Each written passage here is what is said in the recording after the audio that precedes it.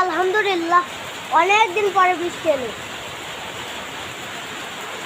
চুয়াডাঙ্গা জেলায়। এই যে দেখেন কি স্মল ভাবে বৃষ্টি হচ্ছে। ওই ওই সাজ্জা, ও কি সুন্দর দেখেন উঠানটা কেমন হয়েছে, পানিতে একদম ভিজে যাচ্ছে সব। আলহামদুলিল্লাহ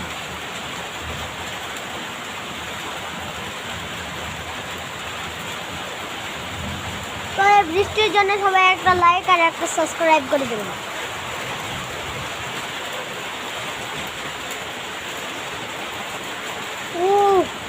দেখছেন এত জোরে ছাটাই যে আমার গায়ে এসে পড়ছে।